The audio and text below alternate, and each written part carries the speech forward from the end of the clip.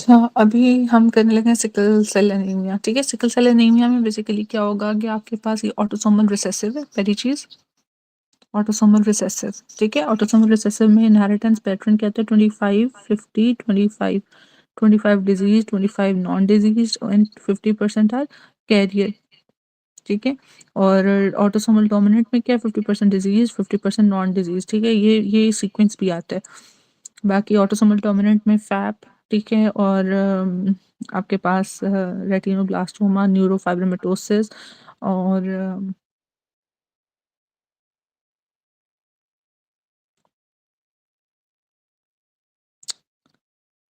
एकॉन्ड्रोप्लेजिया के साथ भी आती है।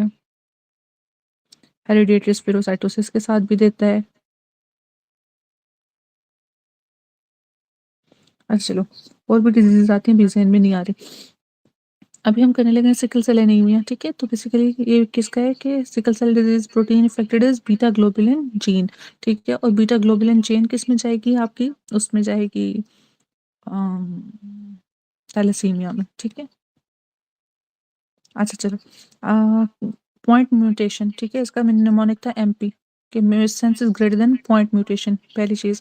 और किधर पोजीशन कौन सी होगी पॉइंट म्यूटेशन की, 6 पोजीशन पे। ठीक है, ग्लोबुलिन चेन की। और वो भी कौन सी होगी, दो आपके। ठीक है, ग्लूटामिक एसिड को वेलिन जोन से रिप्लेस करेगा।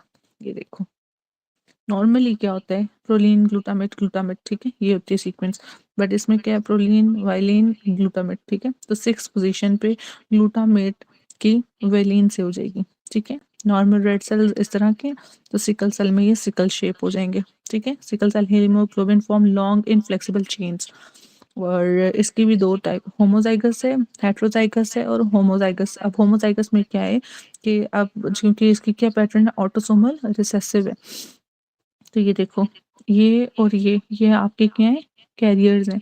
और हेट्रोजाइगस मतलब एक ए और S, S is like carrier वाली पोजीशन। ठीक है, तो दो आपको कह रहे हैं ऑफस्प्रिंग में ये कैरियर पोजीशन, और ये होता है होमोजाइगस के, सेम सेम उन्होंने पकड़ा हुआ है, ये भी है होमोजाइगस।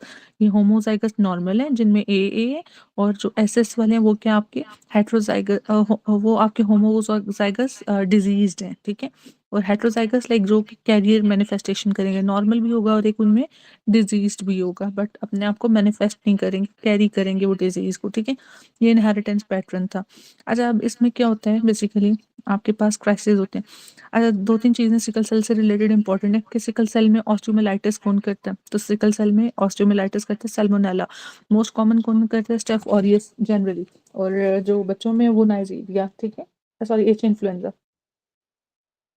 अच्छा, इसके बाद है सेप्टिसीमिया एंड मेनिंजाइटिस। तो वो उसमें क्या है, कॉमन क्या होगा, स्ट्रेप निमोनी करेगा। इसकी एक प्रेजेंटेशन है हाउल जॉवल, स्प्लीनेक्टमी, ऑटो स्प्लीनेक्टमी होती है इसमें। और क्रॉनिक लेग अल्सर्स हैं, जो आपका ट्रेट है वो एच बी ए एस से। ठीक है, अभी मैंने दिखाया पीछे, ए और एस होते हैं। ठीक है, और जो आपका वो है जो डिजीज है वो as homozygous H B S S होगा। और जो नॉर्मल है वो क्या है आपके, एच बी ए, ये जो इधर दिखाया था। इसके कुछ क्राइसिस हैं जो बहुत इंपॉर्टेंट हैं, जो आते हैं पेपर में। एक है थ्रोम्बोटिक क्राइसिस, एक है सिक्वेस्ट्रेशन क्राइसिस, एक है प्लास्टिक क्राइसिस, एक है हेमोलिटिक क्राइसिस। जो एमसीक्यू में देता है ना, उसमें वो देता है कि एचबी उसकी काम में, उसका प्लेटलेट्स और वो सारा। ठीक है, टीएलसी, डब्ल्यूबीसी काउंट। ठीक है, इसके साथ जब देखा एचबी बहुत कम होगी, तो इसके साथ जोन सा होगा, हेमोलिटिक कॉज होगी। ठीक है, कम होंगी सेल लाइन्स, जैसे ये देखो, ये दिया हुआ है कि 10,000 उसका टीएलसी है, 2,60,000 उसके प्लेटलेट्स हैं। ठीक है, जॉन्डस हुआ हुआ है, और ये तो ये हेमोलिटिक क्राइसिस के साथ आता है, एज इट इज यही सीपीएसपी की लाइन आती है। अच्छा, एक ये आता है, दूसरा वो देता है थ्रोम्बोटिक क्राइसिस। इसमें क्या है, वेजोक्लूसिव क्राइसिस जिसे, ठीक है, कहते हैं।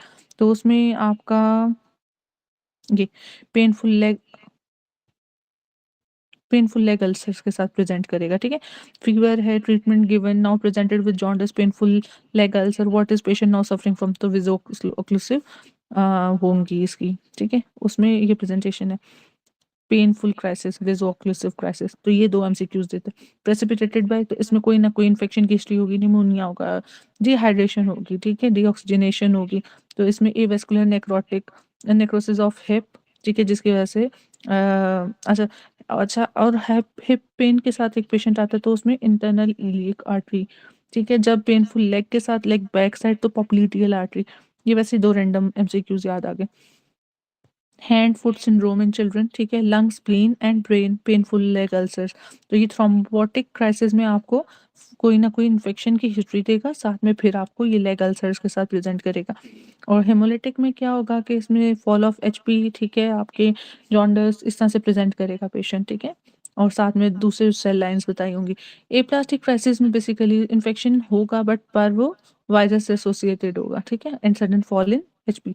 तो ए प्लास्टिक में स्पेसिफिकली पार्वो बी 19, बाज़ वो पार्वो बी 19 का देगा आपको सीक्वेंस देगा। पी 19 किस तरह करता है, पार्वो बी 19 क्या होता है? डीएनए नेगेटिव सिंगल स्ट्रैंडेड, ठीक है? कि वो देवदास वाला होता है पारो, ठीक है? और नेगेटिव होती है और वो सिंगल मर जाता है, ठीक है? अच्छा, तो सीक्वेस्ट्रेशन हमें छोटे होते से पढ़ते आ रहे हैं, सीक्वेस्ट्रेशन लाइक स्प्लीन के रिलेटेड से इसने ऊपर कहा हुआ है ना कि ऑटो